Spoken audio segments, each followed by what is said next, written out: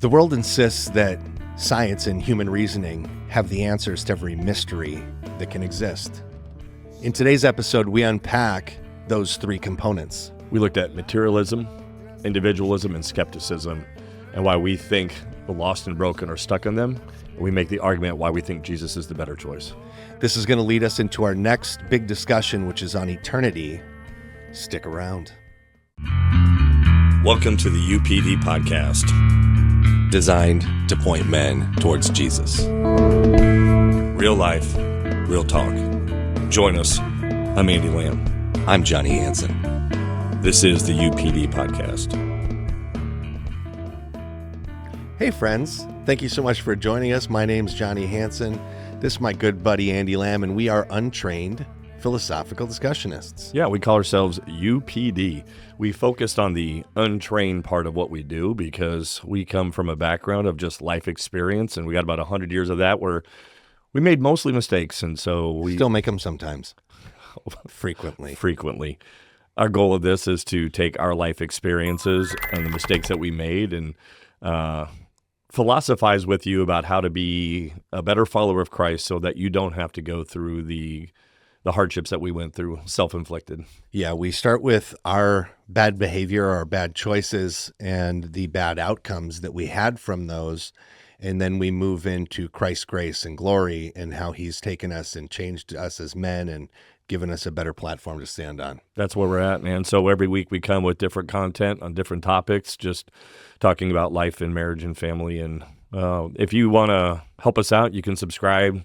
Just if you're listening right now, just hit like or just leave a thumbs up comment or something. It just helps. Yeah, anything you can do to give us just a little something here. Tell a friend.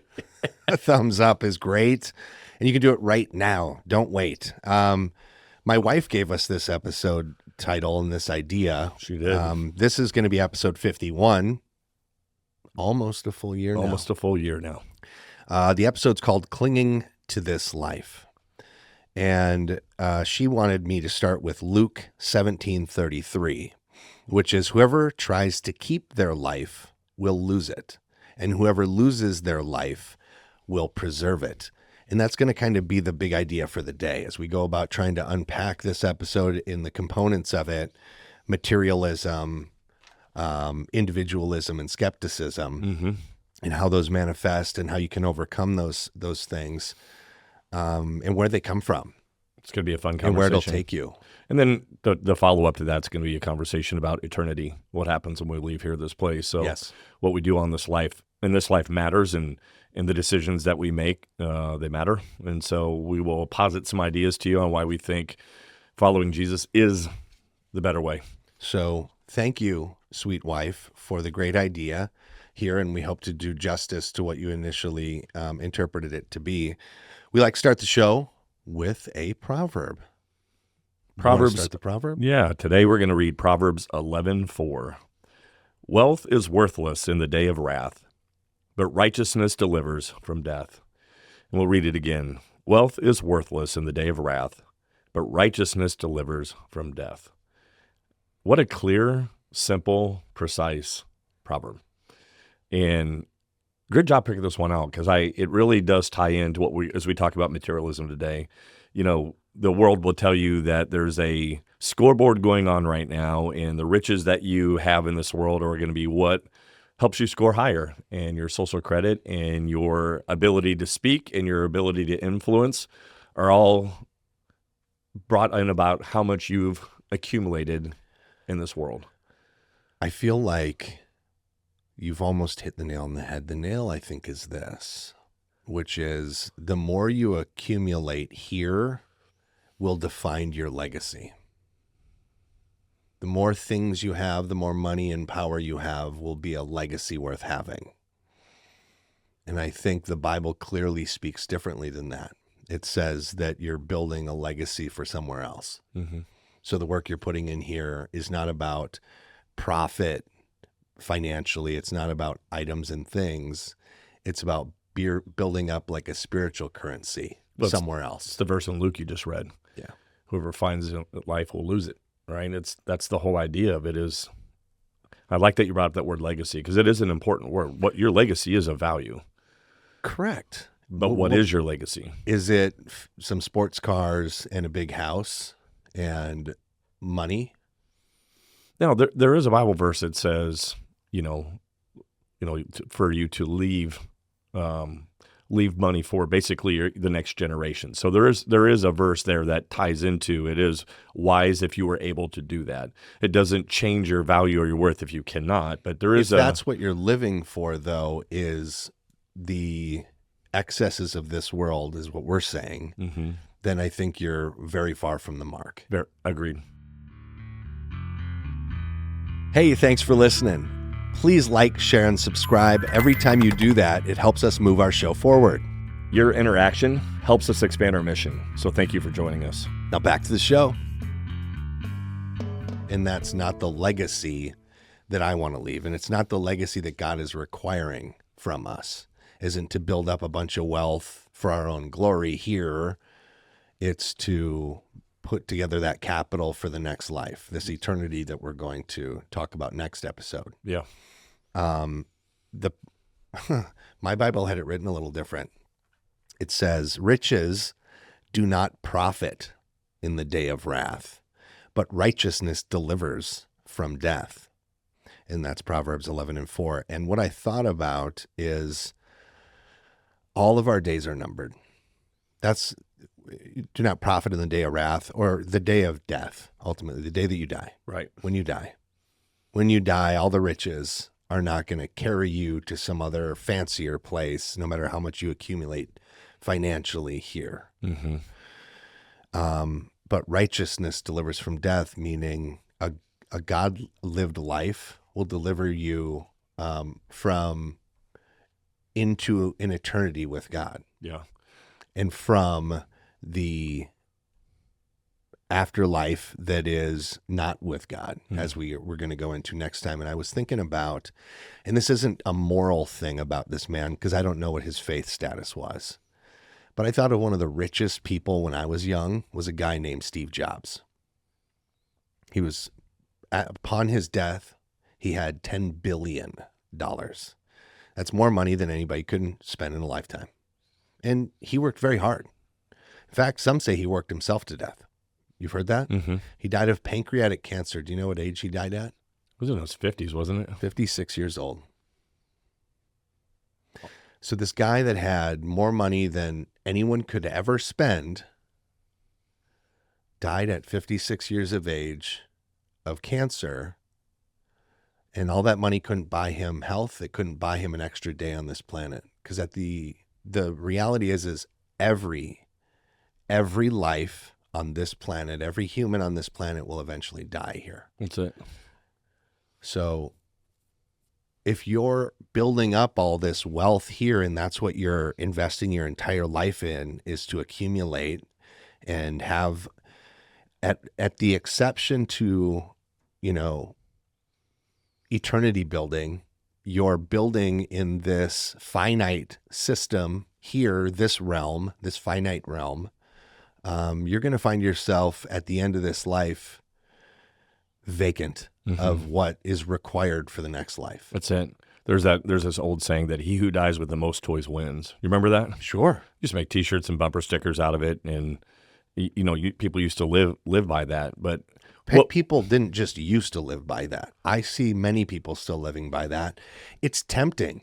It's seductive. You're here right now. I'm not in eternity right now. Well, like I said, it's a scoreboard. Like I get to look around. It's instantaneous gratification. I can look at the neighborhood I live in, and the house I live in, and the car that I'm driving, and I can go down the street and go, mentally, I'm going better than them. I made it. I'm smarter than them, obviously, because look where I'm at. That's that. Yes. Right. And we're not saying that you can't live in a nice neighborhood and have nice stuff.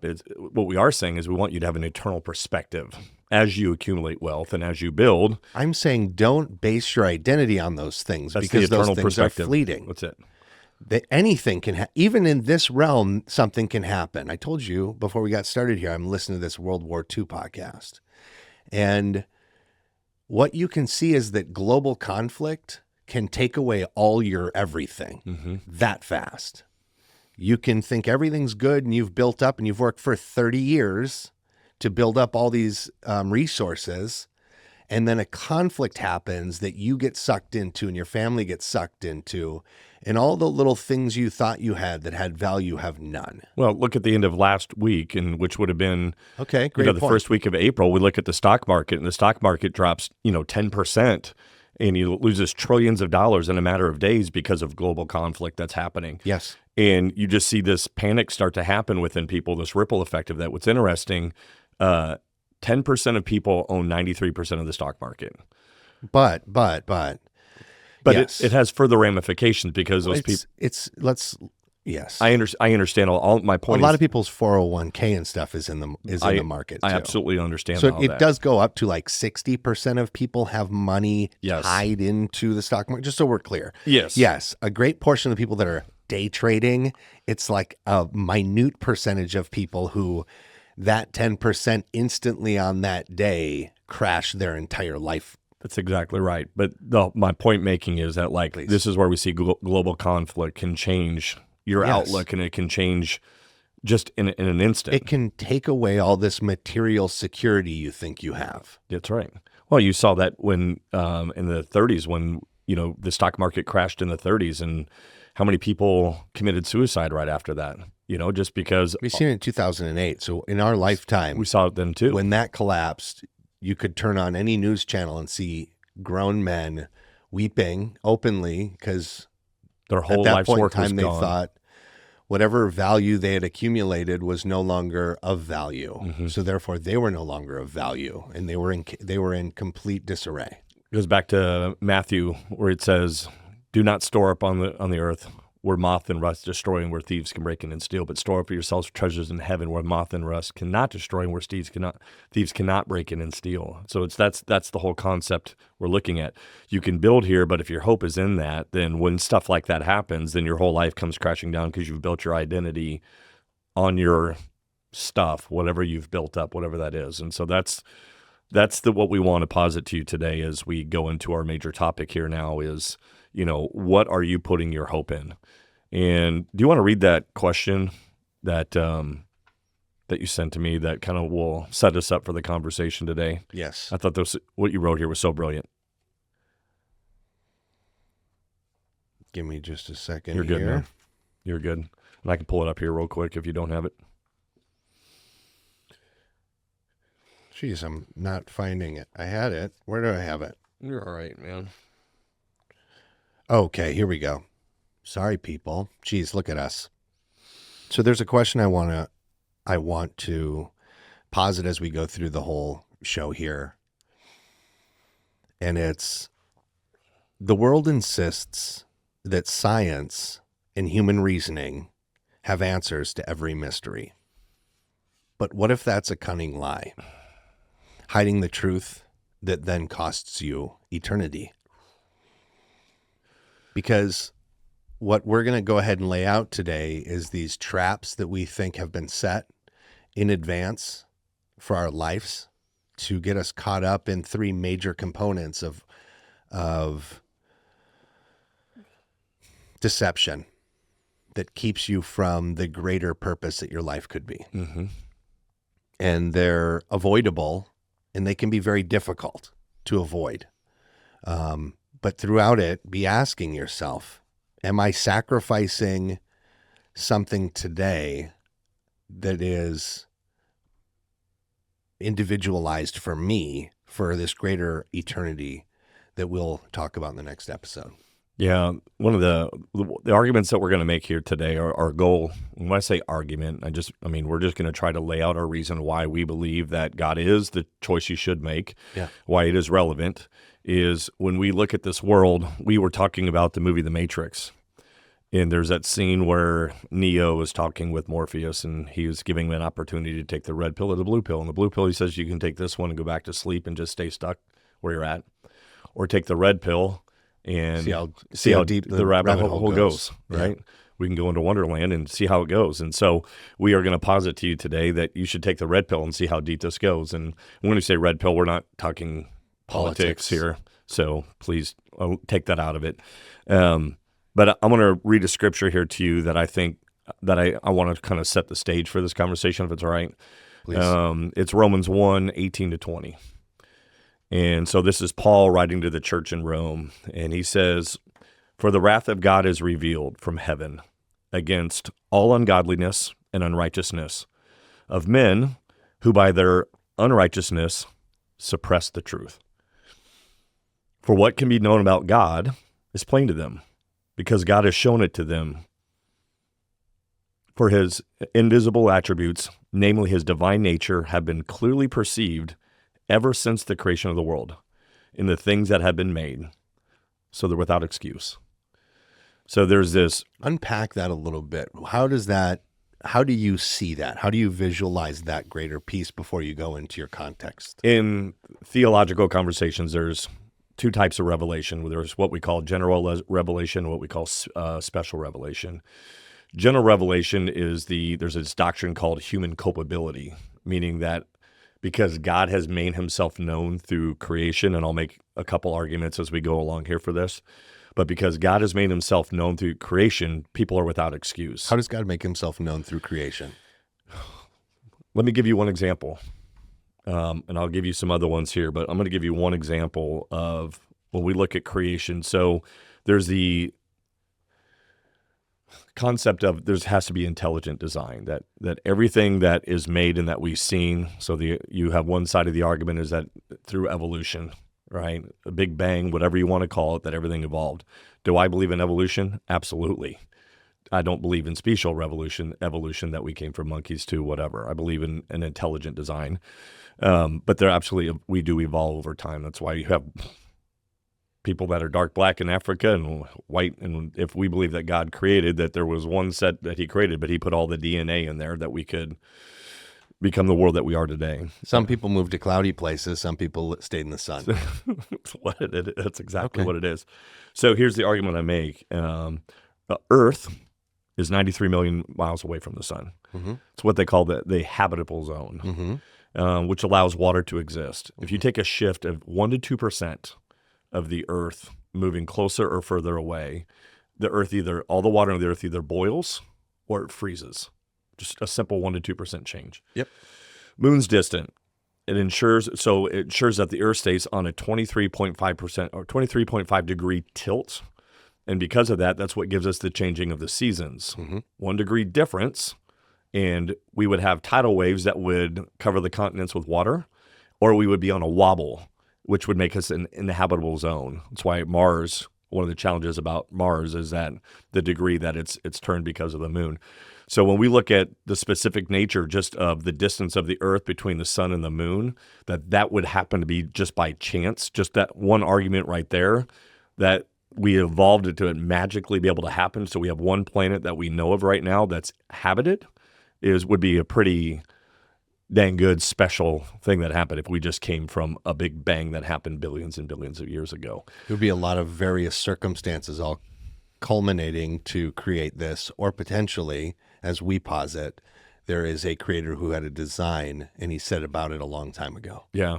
Some guy had put a message and ordered all the things so that we can exist in this realm. Yeah, there was a guy who left a message on one of our social media things that he said that Christians are silly that think they can explain the workings of the universe from the Bible.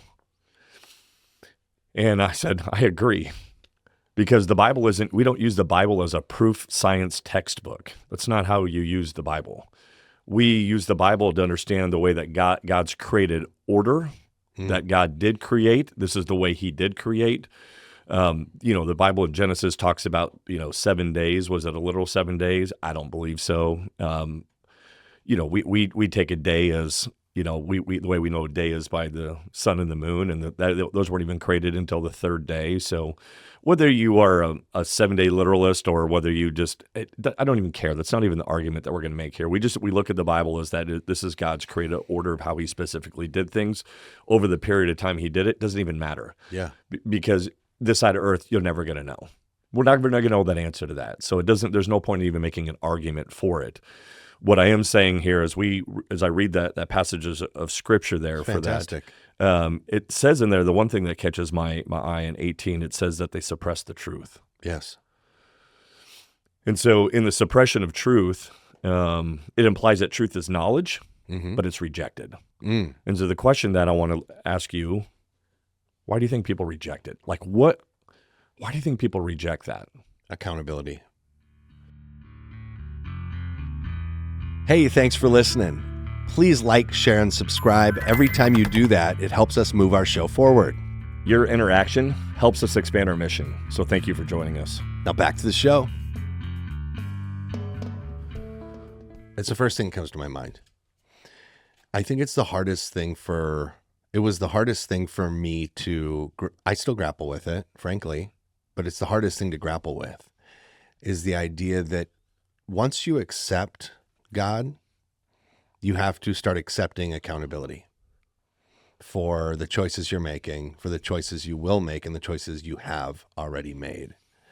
And then you also have to accept what he says is good and what isn't good about your life and the things that you're doing. And now you have to start taking action. I mean, it requires a lot at the end of the day. We say it's the hardest, simplest thing you'll ever do is accepting Christ. Yeah. It's simple because he takes away so many of the things you're struggling with, but it's hard because there's a whole new world out there that you have to learn and discover. It's humility. You have to humble yourself. Right. And that's just very difficult. So when I say accountability, that's the first thing that I think that's why there's such vicious attacks against God and against Christians. And I think we fall short as Christians considerably and consistently. Yeah. I certainly do. And if I'm being held as the example of Christ for someone, instead of Christ being held for the example of Christ, well, they're going to be sadly disappointed at what God's offering if they think that I'm somehow the perfect example of that, because I'm very imperfect. Yeah. So I think that the people against this accountability partner, which is God, it's like when I used to drink and someone would call me out on it, I'd get very defensive of it. And I'd be like, I'd think of something about them that they didn't like that I knew that I'd observed. I'd chamber that over time so that if anybody came to me with like, hey man, you think you got a drinking problem? I go, don't you have an eating problem? Look at you. Your body's disgusting. And I'd deflect that way. It, yeah. And I think it's because they were holding a mirror up. And I'd have to actually look at myself and realize that my drinking was out of control. And it wasn't like other people's. And I didn't want to I couldn't even slightly talk about it for fear that I'd slide into the reality of it.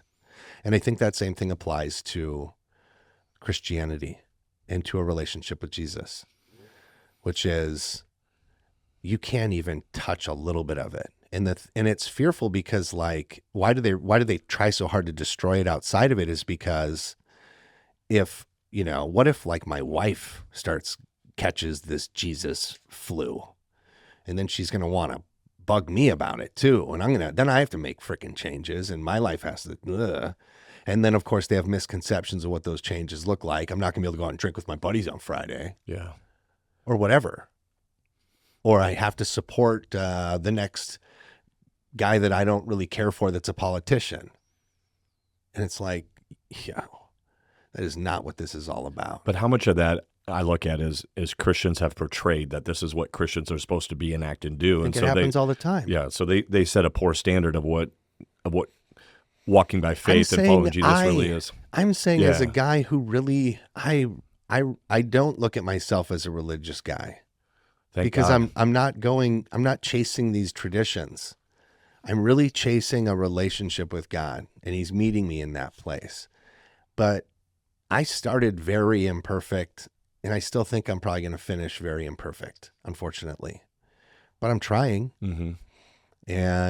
But if you catch me on the wrong day, and I'm going to be your one example of Christ that week or month, some days are better than others. Right. Some days maybe it would be a good moment. praise God if that's the case. Yeah. But frequently, if I'm at the wheel, in a long enough chance encounter, you might catch me at the wrong time. Yeah. It's just because I am human. It is. And it's unfortunate that if you are looking at Christianity and you're like, I just don't know yet, I'm glad you're here and I'm glad you're listening. And I pray that something you hear on there, not that what we say, but the Holy Spirit working through us changes your heart and mind on some of this. But I hope as people look to Christianity, this is why we talk so much about reading the Bible. It's not because we want to create some formulaic rule, like this is what you have to do. It's just like, no, if you want to really learn about what it means to follow Jesus, then go to the book to learn what it means to be a follower of Jesus. I think maybe you just start with finding out who Jesus is. That's Matthew, Mark, Luke, John. Mm-hmm. That's it. Because, the unfortunate thing about the way the Bible is laid out for the new Christian is that it starts in Genesis. Mm-hmm. And unfortunately, that's some pretty deep theology. But about 2/3 of the way in, you get to those Gospels, Matthew, Mark, Luke, John. And that's where you start finding about this character, Jesus. Mm-hmm. And that, I think, is a lot better than trying to follow me around for 24 hours.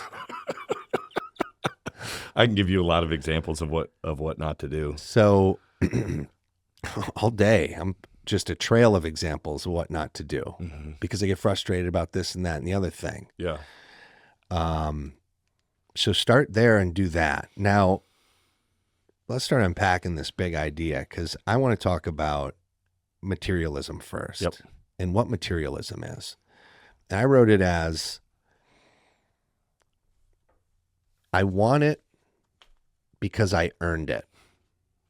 And all that is seen with my eyes is real.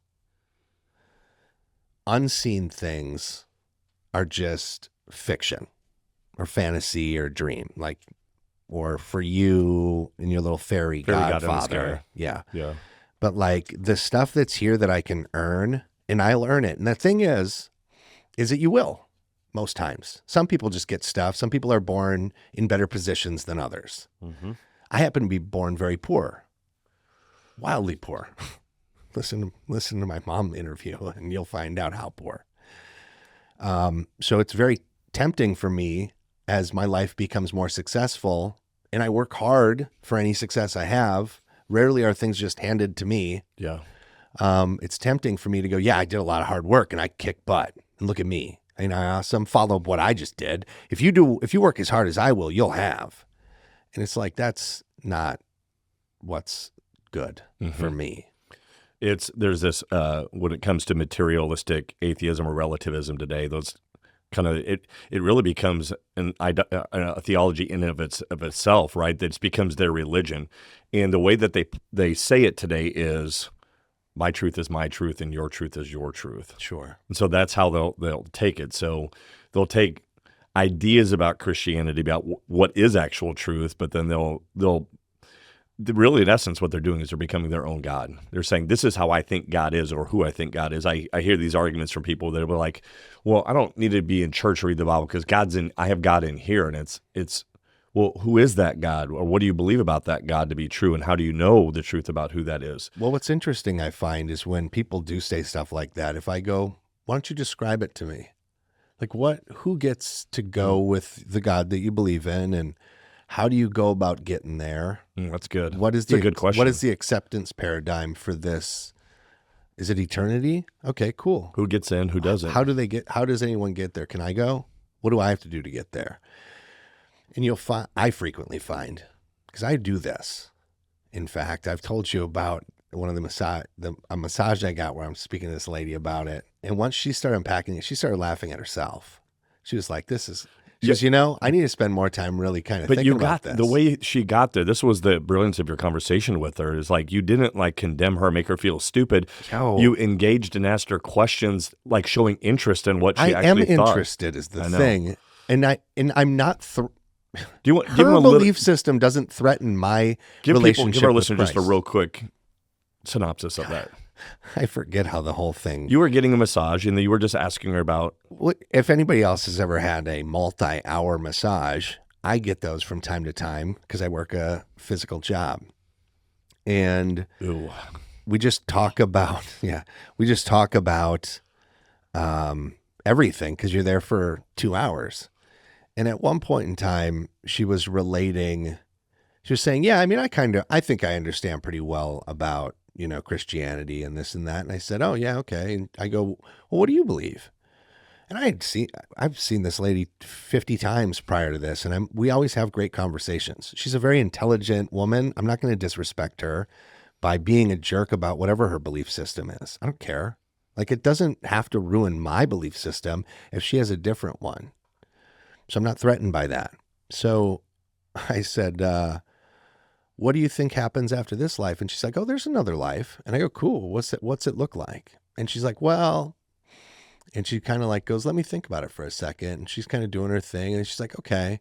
So like, first off, everyone goes.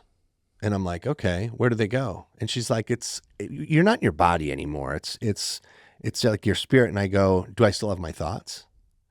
And she goes, yeah. You're still you. And I go, okay. And she goes, and what it is we kind of all meld together in like a greater understanding. I go, like clear-mindedness. And she goes, yeah. And she goes, so yeah, it's all good. It's all joy now and fulfillment. And I go, cool. And I go, how, so if I get to have my own thoughts, but we're all together, do I know your thoughts? And she's like, oh yeah, we all share thoughts. And I go, how do I still know that I'm having my thought or we're sharing your thought? And she goes, well, we're all kind of like going in the same direction. And I go, like a current. And she goes, yeah, like a current. And I go, okay, so we're all in this current. We're thinking the similar things, but I can still have my own thoughts. And I go, who else there? How do you get there? And she's like, everyone's there. And I go, everyone? She goes, oh yeah, everyone. And I go, like, is Pol Pot there? And she goes, who's Pol Pot? And I go, well, he ran Cambodia. He killed like 3 million Cambodians right around the time of Vietnam. And she's like, what? And she goes, yeah, Pol Pot's there. And I go, oh man, that'd be a weird conversation if I ever kind of like, if my spirit ever bumped up against his, I'd be like, I go, by the way, can we all speak? We all speak with thoughts or something? So we can all understand each other. She goes, yeah. I go, okay. And I go, is Stalin there? And she goes, yeah, Stalin's there. And I go, Hitler? And she goes, yeah, Hitler's there too. And I was like, geez, everybody, huh? Jeffrey Dahmer is there? He ate kids. And she goes, yeah, everybody gets to go. And I was like, so there's no negative space. And she's like, nope, after this life, everything's good. And I go, gosh. And I go, why do you think there's order in our universe then? Why do we have any discipline here? Where does that come from, that morality that we say crime should be punished? Because I go, not every time is it punished here in this life. And like, these are she's taking longer pauses as I'm starting to posit some of this realm versus the next realm ideas. And she goes, well, I think, and I go, because really Hitler didn't get justice. He killed himself. So we're told. I don't know. Mm-hmm. He might not have. Now the new evidence is out from Argentina. Who's to say? But the story goes Hitler killed himself in a bunker. And he didn't get to be redeemed of any of the stuff that he did. So there was no justice. He didn't go to jail for a while here and now, but he's just there. She was like, she started kind of chuckling and I started chuckling. And she goes, I guess I got to think about this a little more. Mm-hmm. And I go, yeah, well, the next time I come through, we'll chat further about it. And she's like, give me a couple of times. Yeah. I go, okay. And what it really became for me, it was pretty obvious, is that A, she hadn't spent a lot of time thinking about eternity in any defined deep thought. Mm-hmm. She'd really just kind of like, and it sounded very accumulative, like it's a little Buddhist here, a little bit of a hippie spiritualist from the 70s, maybe a drop or two of Christianity in there. It was just kind of this amalgamation of things she's heard over this life that she likes. So it's very cherry picked. It's a buffet.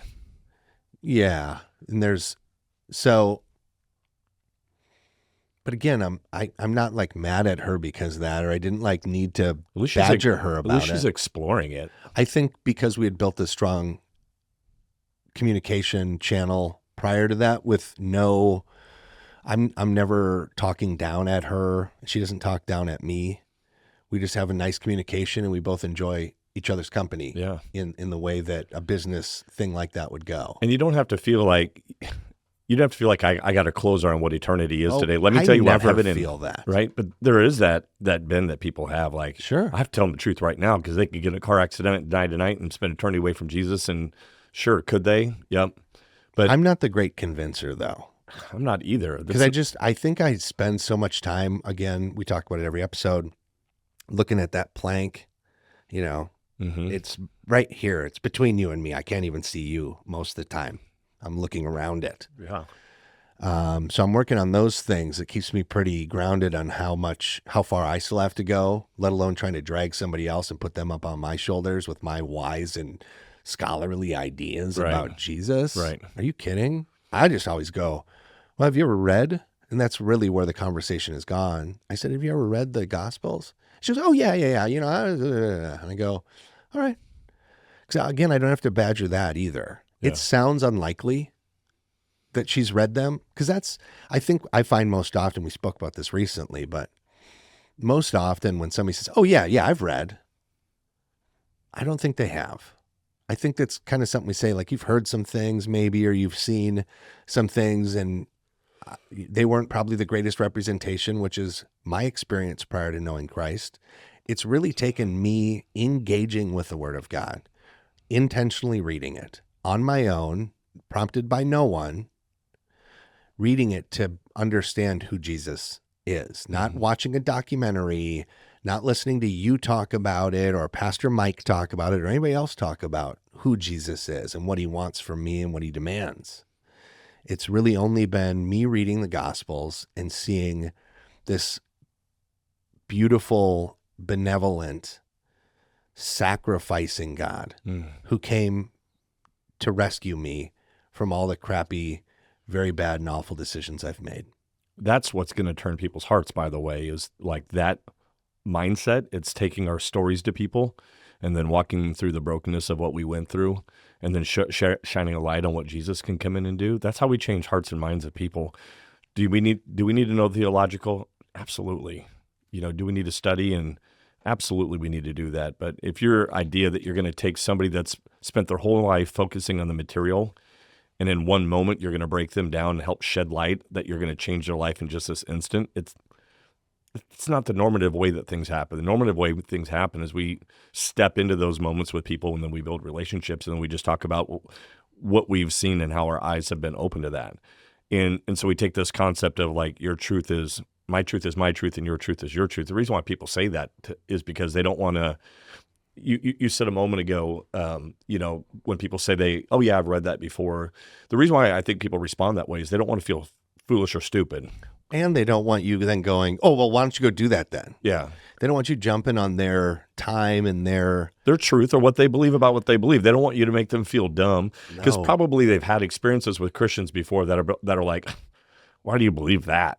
And it's like, okay, well, I don't want to engage with another one if this is the experience that I'm going to have with people. Sure. I think also there's that statement of holier than thou. Mm-hmm. I'm better than you because I've found God and you don't have God and your life sucks and you're dumb or you're below me, really not dumb, but below me. Mm-hmm. And I think we see that on the other side too, in the atheist agnostic type who's scholarly. They think we're dumb. Oh, you believe in the sky fairy daddy. And, it's for the simple-minded. Clearly you couldn't make it on your own. So you need to buy into this scam on you to get through your days. because Yeah. I'm smart. See, I read books and I've been taught, and I have these certifications for this and that and the other thing, and I believe in the world and the universe and just the things that are here, as we said, and I've built a look at all this stuff I have. Obviously, it's what I'm doing is working. What I'm doing and what I believe in, which is me, is working, and it's my identity. So don't. There's no other need for any of this other re-identifying myself. I'm good. Mm-hmm. Again, we always come back to that piece, but I'm good. And Well, we were talking about that. There's that Netflix documentary right now about that guy who's trying to live forever. sure. Right. And so he wakes up at 4:30 in the morning and he stands in front of a special light that imitates what the sun does. And then he goes from there and he takes a handful of pills, and he goes from there and he puts on this cap on his head to make sure his hair stays well. And then he goes and works out, and he comes back and eats a pound of vegetables, and then he takes some more supplements, and then he gets a massage and he gets some work done. And that's his day. Every single day is just spending his time trying to live forever. And the question is, I don't think he's going to, I think even he recognizes he's not going to live forever is the thing. but his hope is to see if he can, how long he how can go. how long he can And live. listen, that's a perfectly fine endeavor to undertake. I think it's interesting. I mean, you're watching it. I've seen some of it. Yeah, I think it's interesting, but I also look at his day to day. I'm like, are you really even living? Maybe for him, that is where he finds his purpose, and that drives him, and that's fine. Look, it's certainly getting him Recognition. and he somehow has accumulated a lot of wealth to be able to afford all this because it's a very expensive lifestyle. Yes. So, again, he's going to be a hard one to reach. Mm-hmm. But I think the question for materialism is, does all this stuff satiate? At the end of the day, as each decade goes on, each year passes by, do you feel more satiated? Like, yes, what I have has brought me happiness. What I have has brought me fulfillment and contentment. Mm-hmm. And if at any point in time, and we've talked about this previously, we know rich guys, and we know poor guys that have come to Christ. And we know that both sides have chased different things and found at the end that accumulation of those things they were chasing after did not make them satiated. Mm-hmm. I did that. And I've found the thing is like, this is what's dangerous about accepting Christ too, is if you're a person who's chased after a bunch of stuff looking for fulfillment, initially you can get in that honeymoon phase of Christianity, right when you first come into relationship with Jesus, and he helps you through a couple of the things, your stumbling blocks that have just been right here and have been keeping you from your highest and best. And you can then run into like a plateau in your relationship. And that's the unfertile ground where the seed was laid. That's right. And it's that moment where you have to then start putting forth some effort in the relationship to keep it going. Because God, he meets you in your place and spends a lot of time with you initially, it feels like. And he does a lot of hard work in your life with you. But at some point in time, you reach this plateau, and then God's kind of saying, all right, now I've spent a bunch of time with you. Are you going to reach for me as I take one step back? And it's not like God ever is taking a step back, but in a way, it's like he's saying, like, now it's time for you to put some effort in. Does that make sense? Always. And it's that moment where you either push in and say, all right, and you start reading the Bible more, and you pray a little bit more with more intention. You go like, hey, God, what do you want for my life? And then he'll step right back in and go, great, thanks for checking back in on me. Appreciate that, buddy. Mm-hmm. Yeah, I've got this great plan here. You ready to get on it? It's going to require some work. Yeah. All right, I'm ready to get after that work. But he wants some effort from you. So that initial phase can happen and things can change and you feel more fulfilled because that one thing or two things you've really been struggling with, God's cleared those out of the path. Yeah. Yeah. It's always a two-way road with God. I mean, I think God is, because he's a God of grace and understanding, is patient with us, which is a beautiful thing, because without his patience with us, I'd still be in a gutter somewhere, right? And so there is work to be done on our part. This isn't like Christianity today, I believe very often is you come forward at that altar call, I say this prayer, I say this magic spell, and then I just, my life is different now, and then I just go on doing what I was doing before. And that's not Christianity. But it's set up that way. It feels like, hey, just say this prayer and then it's done.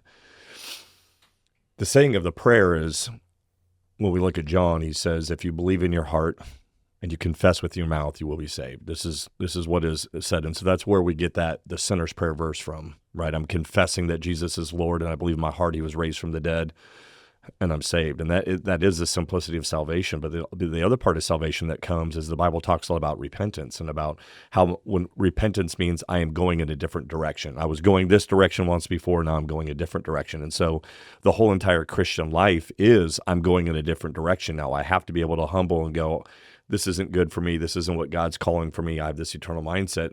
This is where I think materialism takes people that said this prayer. Sure.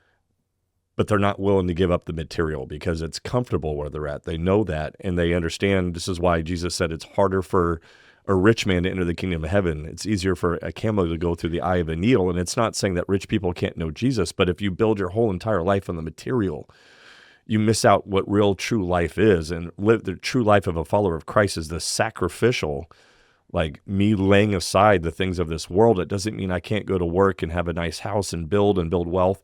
It doesn't mean I can't do all those things. It means the purpose and the reason behind that is I'm Christ-focused. And if that comes with it, great. And if it doesn't, great. Because my identity isn't founded upon stuff. Do you remember the Bible verse?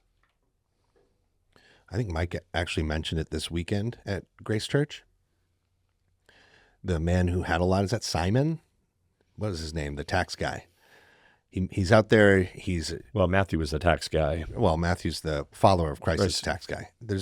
All right. So the whole thing is, at the end of it, he says, "I've done all these things, Lord." Oh, that's the rich man. Actually, that's the rich man we're talking about. That's the rich man.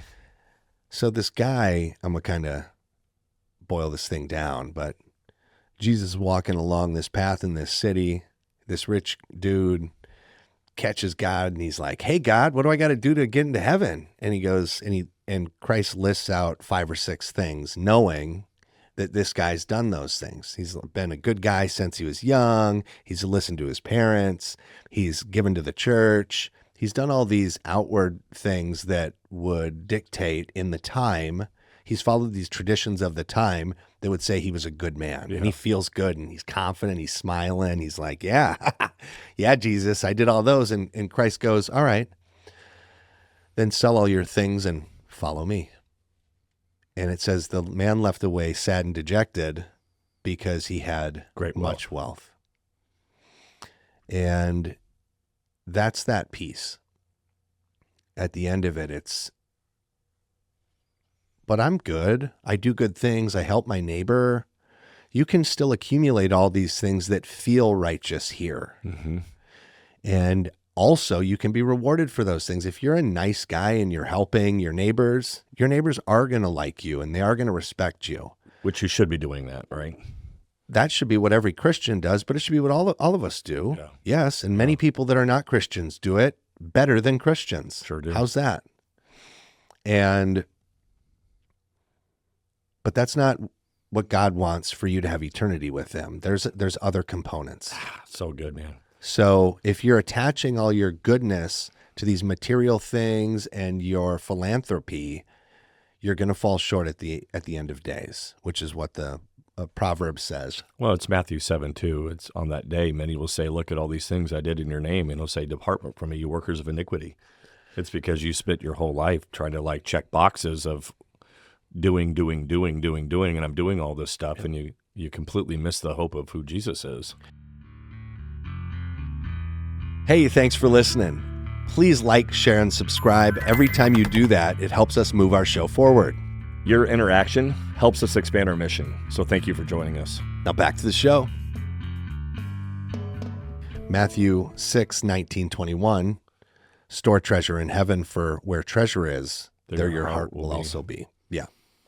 So I think that beats up the materialism part. Now we got individualism, which to me is me first, you on your own. Your failure to succeed, it's not my problem. Which I think we see more of that today, is that individualism. Rugged individualism, they call it. That's what it's called. Yeah. The rugged individual who pulled himself up by his bootstraps and has made a successful journey. It's a hero story. Yeah. Really. You become the hero of your own story in this life. We call him a self-made man. There you go. Is what we call him. Sure. And listen, I work hard. I have put in the work in my own life in whatever ways I have to bring my own success in a way. What it doesn't recognize is the orchestration happening all around you that you didn't participate in, that has given you the opportunities you've seen. So there's things happening outside of my every control. If I don't control the sun coming up, I don't control it setting. I don't control what you're going to do after we record here today, or what you're not going to do. I don't control your yeses and your nos. You make those on your own. Can we show up on Saturday and do this? Yes or no? Yes. And it's your choice. And it's my wife's choice to decide what she's going to decide today. I can't control her. And these are my immediate sphere. Now, you go further outside of that, and it's even further out, and I have even less opportunity at control. So for me to pretend like every little thing, every success, or every failure, that should be a relief, is all because of me, then I'm missing a greater picture of what's happening in this universe. Yeah. But there's still, when I look at the individualist, that I think this is the great deception of it, is if I have the abilities to go out and produce and make, then why do I need a God? Absolutely. It is, the rugged individual is the means to becoming your own God in your own universe. It is. We hear these stories all the time. You see it in social media, especially, and in media as well, where somebody has done work and become famous or rich. And unfortunately, many of the times when you then hear an interview with them, they promote that. They promote self. Look what I achieved, and you're not achieving because, you clearly you're not as talented as me, or as good looking, or as smart as me, as capable as me. You don't work as hard as me. When really that's not necessarily true. I don't know that person's life, and they don't know mine. And in all likelihood, somewhere along the line, they got a little help from somewhere. Or they cut corners and did something. But the point is that something else has happened before them. It's not respecting everything before you. It's not respecting everything around you. You are your own God manipulating the universe, and you've cracked the code and you've solved it. Now you're wealthy or rich or powerful. And it's the greatest deception. How you said it just a minute ago. How hard is it for the rich? It's harder for the rich to get into heaven. It's easier for a camel to go through the eye of a needle, right, than a rich man to get to heaven. And it makes sense, man, because especially if you have went from rags to riches and you did work hard, like there's a lot to that. And it's very tempting, especially the more successful you become and the more people, then you get surrounded by even more people who probably want a little something from you. But in the meantime, they're going to tell you you're awesome. And aren't you the smartest? And aren't you the best? And aren't you handsome and awesome and funny? You always say funny things. You're the funniest. And they're going to tell you all these great things about you, and you're going to buy it because it's easy to buy because look at all you put in. Well, that's what becomes the failure of so many people, is they surround themselves with a bunch of yes men who just want to just lift you up all the time. And those are the people I want to keep in my life because they make me feel good and validated about who I am. And then that brings me the reward of I've made it in this world. The problem is that's if you don't have anybody in your life that's like, hey, you're not as awesome as you think that you are, to bring some humility to them, this is where people end up breaking. And they end up breaking themselves very often because they've chased after this thing for so long now that they have these blinders to what's even moral or immoral any longer. Because really, they don't play by that same scorecard that we play with morality or immorality. But at the end of the day, because we are made in God's image, everybody knows what that line is. Like we have a social a fabric of what we believe. Like, hey, these are the rules we're going to play by, and you can play in the gray, but we know the black and white of what this world has to offer you. And if you're always playing in that zone, then you become blind to people, because now I'm just going to use people all the time to get what I want because of my individualism. I think there's a persistent push to gray the black and white in the morality zone of the world, because we see it shifts with public opinion. It shifts over time for sure. And we're seeing it shift in a direction, certainly recently, away from what we would have thought when we were children was the black and white lines of life. We've seen a lot more gray in many realms that would push against the Christian faith. Well, we saw that with woke ideology that came. I'm not even going to bring up anything specifically. There's 10 different things we could bring up. Right. Whether it's abortion being more legalized than it was when we were kids. And then stepping in some other direction, and who the heck knows what's even going on with it now. We don't concern ourselves politically because we're so focused on trying to better our own bloody lives. We're not political guys. We don't talk politics when we're not ever. You're never going to hear us talk politics on this podcast. We don't even talk it outside of the podcast. Doesn't matter either, because it's just so it's not that it's irrelevant, it's that it doesn't apply to what you and I are doing in our lives. Do we believe that abortion is murder and sinful? Absolutely we do. We're not going to make an argument, but we're not going to spend our life talking about it. You don't change people's lives by making laws and rules around it. You change people's lives by introducing to Jesus and letting them see a better way. Because when you take something like abortion and you just demonize that woman who just did that, that woman is never going to receive Christ. So what did you gain? It's a net zero. Yeah, maybe you saved a baby, but that woman is never going to want anything to do with Christianity, because the Christians who should have been there holding her hand and praying or walking her through that, and on the other side helping her see the better picture, have now buried that woman in shame and guilt, and she don't want nothing to do with Jesus. That's why we don't do politics on this, man. Sorry. No, I totally hear what you're saying for sure. I think that there's many other categories that fits into, where rather than being compassionate, and I don't mean compassionate meaning I accept what you're doing. See, that's the wrong way to go. Thank you for bringing clarity to that. I'm not, because I'm compassionate towards a decision you have to make does not mean I agree with your decision.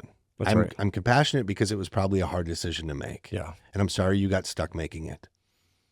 I'm sorry you felt like you had to make that decision. However that worked out. Yeah. But that doesn't mean I agree with what you did. It doesn't mean that I think you're right for doing what you did either. I don't know. It doesn't matter what we're talking about. Now I'm taking it away from that issue, and I'm blanketing it as just whatever the issue might be.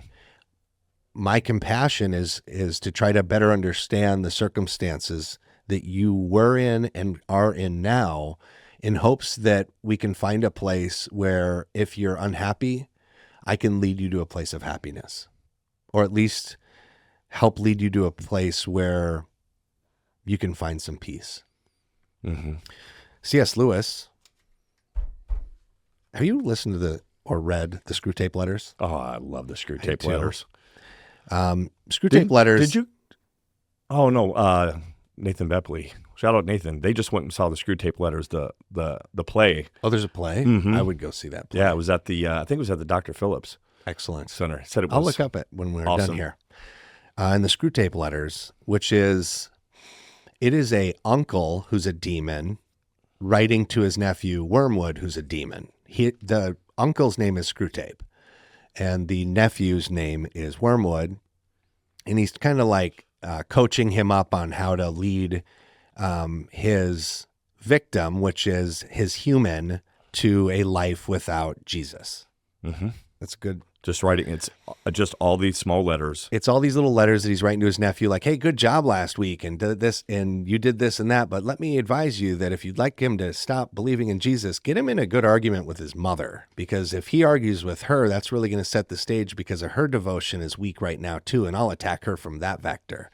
And it kind of like goes about building, and it's an interesting concept because it's from that enemy position. Mm-hmm.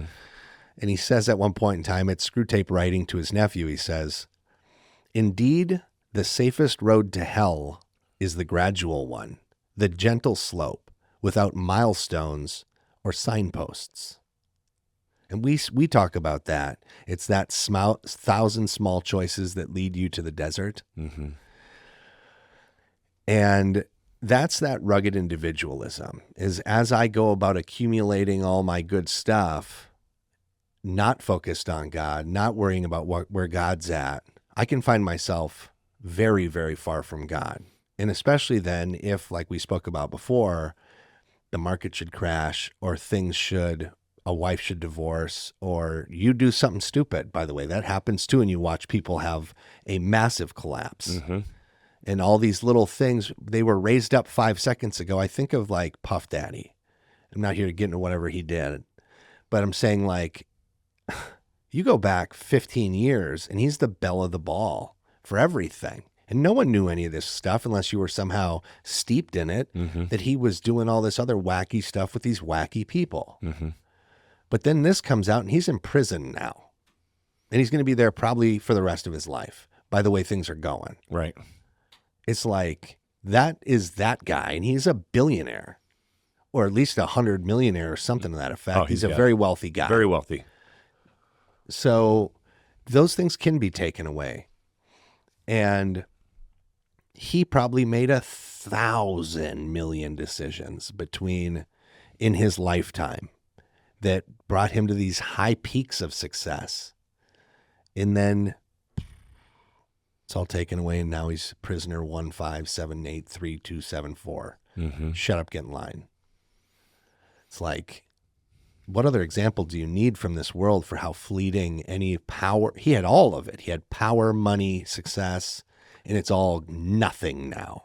Everything you could ask for in this world, he had it, and he had it at his fingertips. Every opportunity could go anywhere he wanted, whenever he wanted, do whatever he wanted. Yep. And that was the problem. And now every single scrap of that has been taken from him. He Now can't go he's anywhere. told He's told what to do. do. Yeah. Bedtime, time to get up, Lights time to off. go eat. Lights off. Everything's done. His whole life has changed in it from a series of steps. Because I bet you if you go back 15 years ago to him, as he's building, he probably wasn't doing all the things that he was doing towards the end. But because in this life, those things don't satiate us. See, that's the problem with material. It never satiates. And so there's always leaving us for desire for more. And that's why Solomon, we talk about at the end of his life, what did he say? It's all meaningless. I've been to the tops. I've had it all. I've had the women. I've had the house. I've had it all. It's all meaningless. Right. And so if we can take examples from him, then we need to look at our own lives and be like, okay, well, here's my option. I can chase after this world, and I can see all these examples of people who had it all and fell, whose lives are miserable now. Or I can look at some of these examples of people who've had it all and have said, hey, chasing after that's meaningless. Right. There's no point at the end of it. Because at the end of your life, what do you have? So what we're saying here in this rugged individualism, this individualism section is, you don't have to renounce God openly. You don't have to make some proclamation from the mountaintops in front of everyone saying, I renounce Jesus. I don't think probably very many people do that. Well, that's exactly the point. Yeah. Is that you don't have to, but people would think that you'd have to, is the point. Yeah. People would think you'd have to make some sort of commitment against God. Or make a deal with the devil to get to where you're at. Or whatever. Or work against God to earn. Because again, you would say, I'm a good man. I'm a good philanthropist. I give a bunch of money to the homeless. I donate some of my time. I do all these things. And at the end of the day, Christ is going to have actual things that he demanded. And he's going to look at that. And then he's going to look at what you did. And there's going to be a gap. So you don't have to, what I'm saying is trying to make this utterly clear, which is you don't have to go, Jesus, I reject what you're offering. You don't have to do that. Mm-hmm. Because all these little steps that are not being aligned with what he actually wants are steps away. That's good, man. And as we've talked, you take enough steps away, eventually you don't know your way. But maybe you don't even know your life maybe didn't even start at a point where you even focused or even recognized God. That's the whole thing. I'm telling you, I didn't know God at all until Yeah. 29. It didn't play a part in my life at all. So I wasn't ever contemplating what God's magical decision of my life was going to be. Mm-hmm. I was just living life and trying to do things the best I could.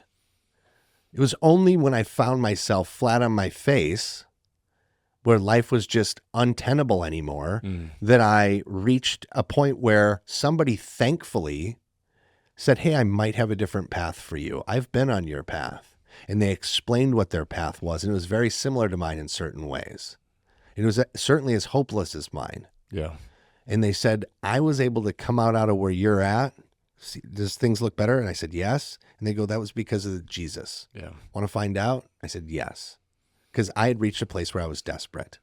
I hope nobody listening to this has to reach that place. That place sucks. Or if you are in that place, Here we are. We've been there. Yes. So moving to our third and final piece of this subject matter, it's skepticism, which is to say, if I can't prove it, it's not real. And the belief system behind that is, if I can't verify it, it doesn't matter. Not it doesn't exist, but it really just doesn't matter. If I can't verify God and Jesus and all this, if I can't verify the Shroud of Turin is absolutely real, then that whole thing is gone. The entire thing needs to be thrown away like the baby with the bathwater. Mm-hmm. Just get it out of here. It's all worthless. And that's what we see people constantly trying to find, is that one little chink in the armor so they can throw the whole bloody mess out. We started at the very beginning of this talking about how people we use science and we use materialism to look at the world and go, okay, well, everything that happens in the world I can explain to you with science. Sure. And for years, we had these gaps in science. So they would call it the God of the gaps. Have you heard of that before? Yes. So there's this concept of the God of the gap where if I can't explain scientifically, then we just say, well, God did that. And as we progress, as we get smarter and understand science better, then we take this God of the gaps and we can start to say, well, God, we're going to take God out of that. Do you know who Francis Collins is? Yes. So Francis Collins is the guy who worked on the Human Genome Project. He's successfully mapped DNA. Mm-hmm. He was an atheist. Mm-hmm. And he is now a Christian.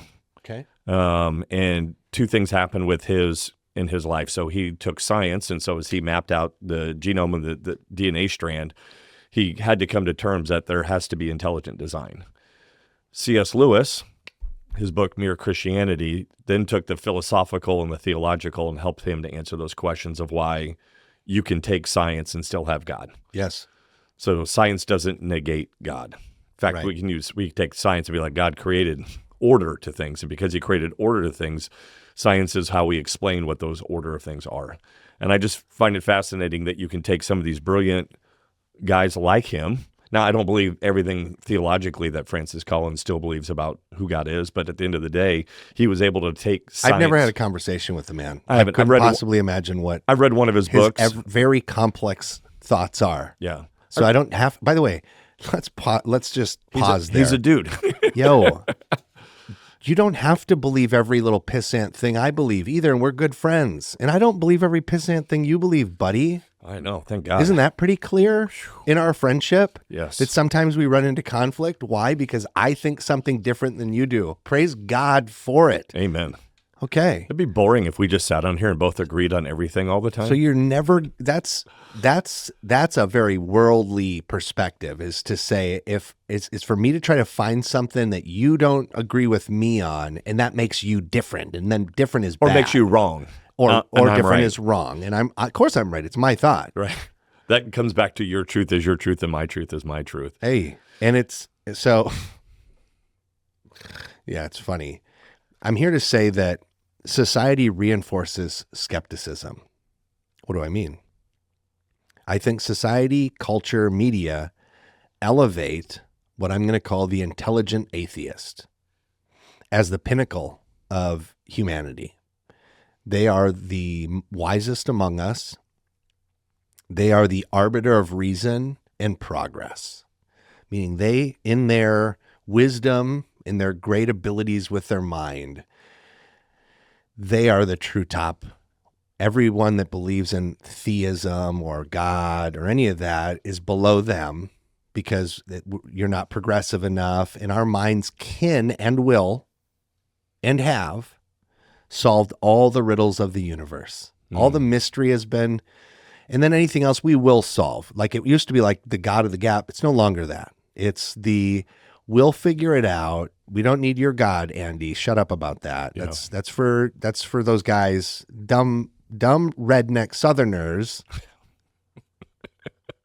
and people of people of the past. Sorry, redneck Southerners, if you're listening. I love redneck Southerners. I do too.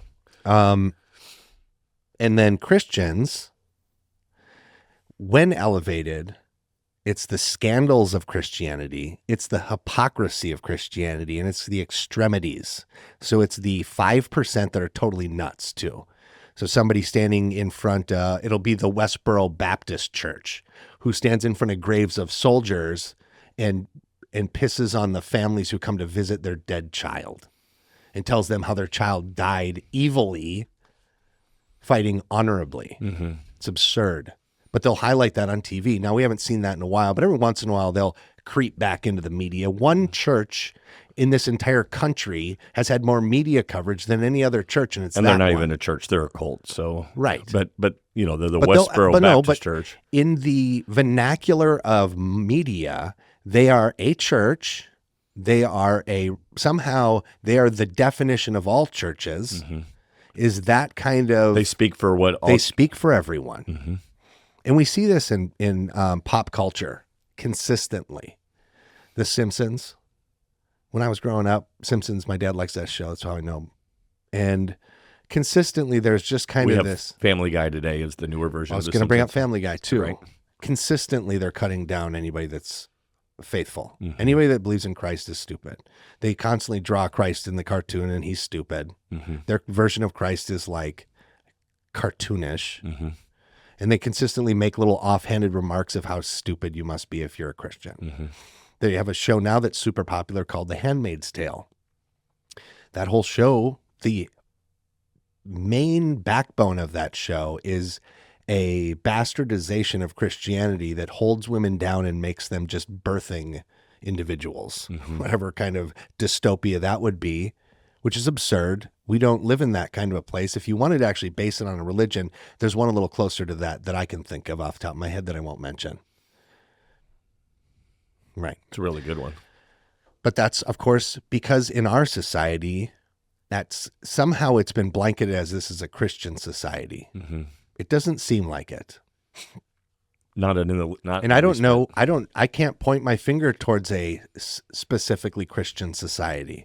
We have a pretty good little group of folks that go to our church. You might say 1950s America was quote unquote Christian society, but I look at even like generational stuff like that as even like cultural Christianity. Sure. Versus what, you went to church. Did more people go to church than sure? Yeah.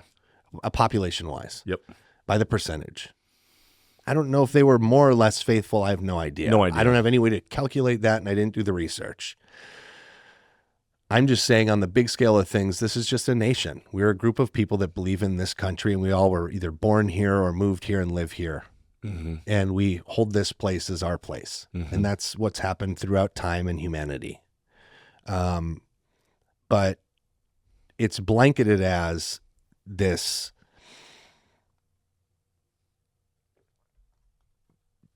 the Christian is like this dogmatic, loud, beat your chest and stand up for our rights. With these foolish traditions that only hold women down, that don't like blacks, don't like gays, want to see the end of all those things, and want to shackle women down with bare feet and babies in the kitchen. Make sure they're submissive to us. Right. It's completely distorted from, again, if you've ever picked up the Bible, read Matthew, Mark, Luke, and John, tell me where any of that is. It's not there. So do we fall short of that sometimes? Again, every day. For the 100th time this episode, yes. And that's what's unfortunate is if you're going to sit and follow me or Andy and you're going to take what you'll end up doing if you are against Christianity is you'll find my one low moment of the day, and then you'll elevate that, which is what I'm saying media does to Christians all the time. It takes one person, the loudest person, with the dumbest idea, and it bubbles that one right up to the top. With their Jesus shirt on and their American flag in their hand. And at the same time, the smartest atheist with the smartest thing they've ever said bubbles straight to the top, and that's what they promote. Good point. And it's infuriating because as a Christian, I just see so many good examples, and I live in a neighborhood where there's a lot of different Christians, and they're such great people on the whole. I'm really glad to have the neighbors I have and glad to have the friendships I have. And I think it makes my life richer. And I've lived without Christ and without Christian people around me and had pretty good times too. So I'm not saying you can't. Right. But I feel more purpose-driven and whole when I have a community of Christians that are like-minded, meaning trying to be in closer relationship with Christ, not showing up outside the abortion clinic, not showing up at the cemeteries, not showing up at the next gay party somewhere to tell them what they're not doing right. I don't know those people. I would never hang out with those people. I would be caught dead around those people. They're showing the up worst. at your neighbor's house to put a tarp on her roof after a storm. Yep. That's what it is. But there's two pieces to that. I'm community driven, but you're community driven because you have an eternal perspective. And that's the whole argument we wanted to make. Bingo. As we set it for our conversation for the next podcast is why we think an eternal perspective is the way to live. Because if you have an eternal perspective, it changes the way you live in the here and now. It changes the way that I see the world. It changes the way that I treat people. It changes the way that I have conversations with people. And we say this all the time. It's not perfection. It's faithfulness. That's it. God's not expecting me to be this perfect speaker for him. He's expecting me to be faithful with the tools and talents that he's given me. Yeah. That's it. Going back to Luke 17:33, whoever tries to keep their life will lose it, and whoever loses their life will preserve it. Amen. He's saying, in your capacity, don't elevate the things of this world above me. Put me first, and you will be with me for eternity. Yeah? Yeah. Materialism, to close, is empty promises of fulfillment. Because at the end of the day, all this stuff in the world and your days are still numbered, and we believe there will be eternity after this life. We do. We're going to unpack that next week. Individualism, we've decided, is a lonely empire where you're the king at the top, but when you're at the very top and you look around, it's only you. It's pretty lonely. Skepticism is false gods. It's setting up these other people around you and these ideas around you that create a false sense of, it's a full rejection of the one who does create eternity.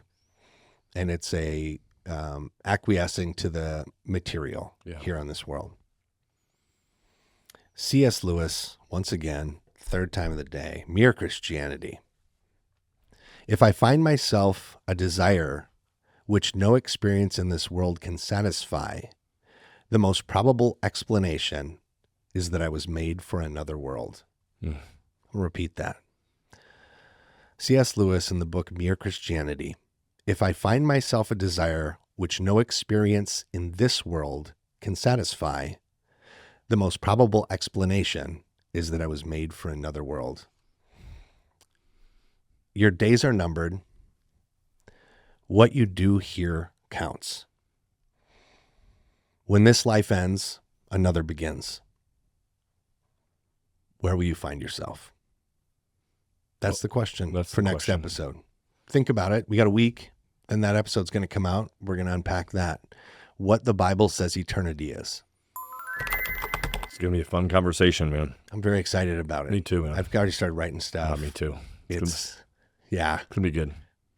Thank you guys so much for joining us today. We are untrained philosophical discussionists. My name's Jonny Hanson, my great friend Andy Lamb. We want to pray that you have a deep and a fulfilling relationship with Jesus, and that he blesses you all the days of your life. And all God's people said. They said amen. Sure did, brother. See you next week, man. Yeah, buddy. Thanks, guys.